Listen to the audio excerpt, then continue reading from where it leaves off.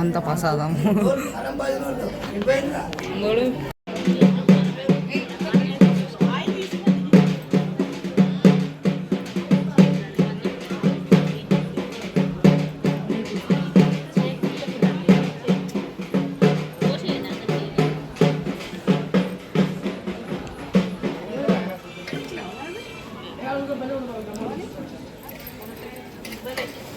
కొంచెం మా సైడ్లో ఒకటి తీసారా పైన పెట్ట మంచి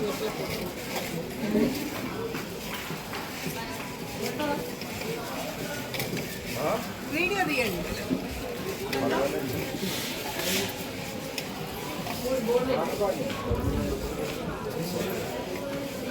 ఈ అమ్మాయి ఎడిపోయింది ఫోటో తీసింది.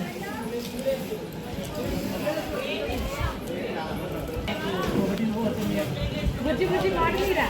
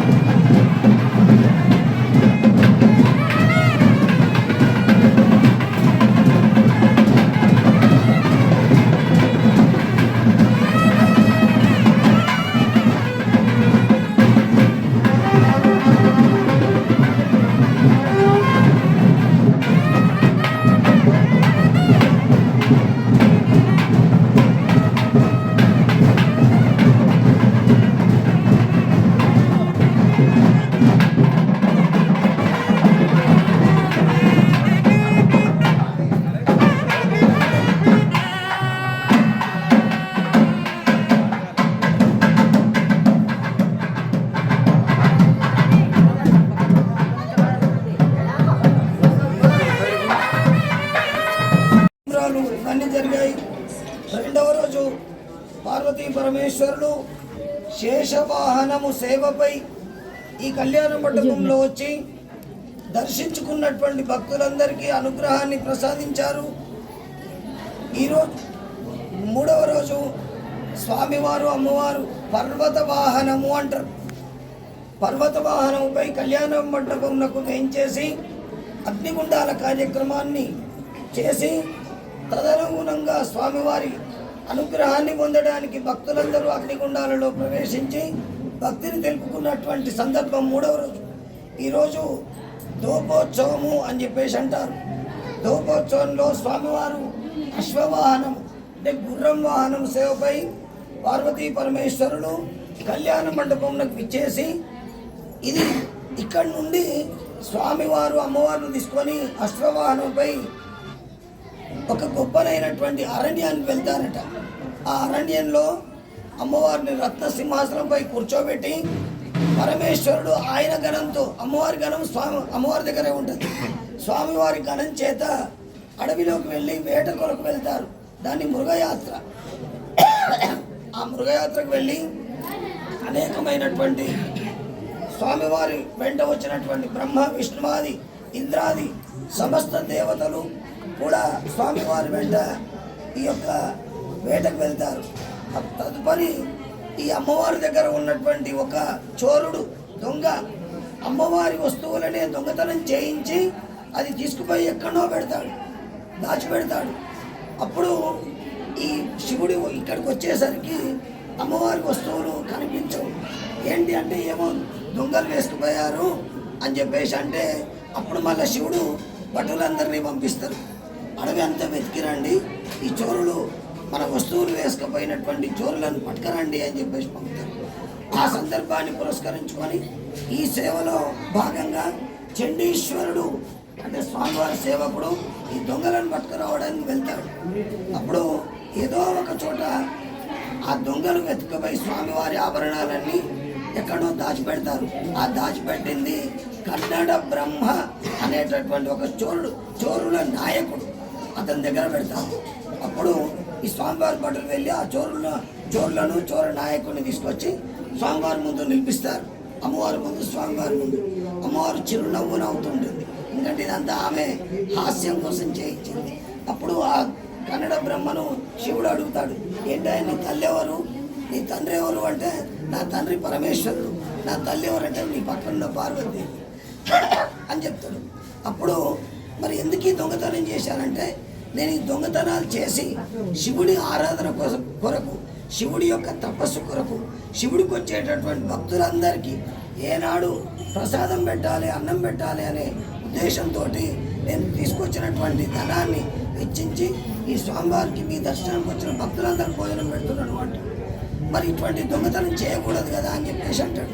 అంటే నాకు తెలిసిన విధానం ఇది అని చెప్పేసి అంటాడు.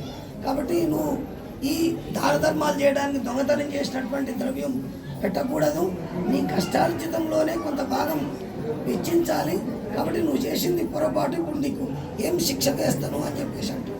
అయ్యా మీరే తండ్రి, మీరే తల్లి, మీ ఇష్టం, నా శిరస్సును తీసినా ఏం బాధలేదు, నాకు ఏ శిక్ష విధించినా మీరే నాకు అని చెప్పి ఆ కన్నడ బ్రహ్మ అంటాడు. సరే నీకు ఒక వరం ఇస్తా కోరుకో అంటాడు. నాయన నాకు ఇక వరాలు వద్దు, నాకు ఈ జీవితం వద్దు, నేను చేసే పని వద్దు, ఏదొద్దు నాకు. నువ్వు నన్ను ఒక దొంగగా గుర్తించవు, చోరుడు అని గుర్తించవు. నా పేరు కన్నడ బ్రహ్మ. నా ఈ వృత్తాంతాన్ని మీ శివాలయంలో శివుడికి జరిగేటటువంటి అనేక ఉత్సవ కార్యక్రమాలలో ఏదో ఒక రోజు నా పేరును తలుచుకునేటట్టు నన్ను దీవించు స్వామి అని ఆ పార్వతీ పరమేశ్వరుడు వేడుకుంటాడు. కన్నడ బ్రహ్మ అనేటట్టు చోరుడు.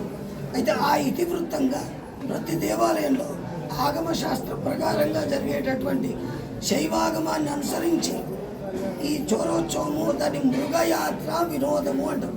అంటే పార్వతీదేవిని పరమేశ్వరుడు మృగ వేటకు తీసుకొచ్చి ఆ రత్నసింహాసనంపై కూర్చోబెట్టి వేటకు పోయినటువంటి సందర్భంలో జరిగినటువంటి ఈ ఇతివృత్తం. కాబట్టి దీన్ని భక్తులందరూ కూడా విని శివుడికి పెట్టే ద్రవ్యమైనా సరే దొంగతనం చేసి మనం పెట్టకూడదు, తప్పుడు పనులు చేసి పెట్టకూడదు. శివుడికి మన కష్టార్జితంలోనే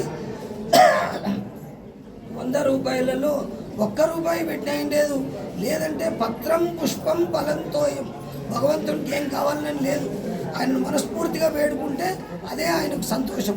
అంటే మన పిల్లలు ఎంత అభివృద్ధి చెందినా కూడా మా పిల్లలు చక్కగా సంతోషంగా మంచి పేరుతో బ్రతికితే బాగుండు అని తల్లిదండ్రులుగా మనం ఎట్లా ఆలోచిస్తామో, ఈ లోకమంతటికి జగత్తు మొత్తానికి తల్లిదండ్రులైనటువంటి ఆ పార్వతీ పరమేశ్వరుడు వారికి మనం ఏమిస్తాం? మన దగ్గర ఏముంది? మనల్ని సృష్టించింది ఎవరు? మనల్ని కాపాడేది ఎవరు? మనని నాటకం ఆడిస్తున్నది ఎవరు? అంతా పరమేశ్వరుడు. కాబట్టి అందరం కూడా మనం ఆయన యొక్క అనుగ్రహాన్ని పొందడానికి మనం ఇటువంటి సేవా కార్యక్రమాలు చేయడం, ఈ సేవా కార్యక్రమాలలో భక్తులందరూ కూడా భగవత్ కథలు విని సంతోషించడం, ఈ విధంగా లోకమంతా న్యాయంగా ధర్మంగా నడిచేటటువంటి విషయంగా మాత్రమే ఈ దేవత ఉత్సవాలన్నీ కూడా జరుగుతాయని సమస్త ప్రజలు గుర్తుంచుకోవాల్సినటువంటి విషయం. కాబట్టి అందరం కూడా ఒక్క క్షణం మనం ఓం నమో, అందరు చప్పట్లు కొట్టండి. ఓం నమో భగవతే రామలింగాయ, ఓం నమో భగవతే రామలింగాయ, ఓం నమో భగవతే రామలింగాయ, ఓం నమో భగవతే రామలింగాయ, ఓం నమో భగవతే రామలింగాయ. హర హర శంకర జయ జయ శంకర, హర హర శంకర జయ జయ శంకర, జయ జయ శంకర, హర హర శంకర, జయ జయ శంకర, హర హర శంకర, హర హర శంకర, జయ జయ శంకర, జయ జయ శంకర, హర హర శంకర. పార్వతీ పదయే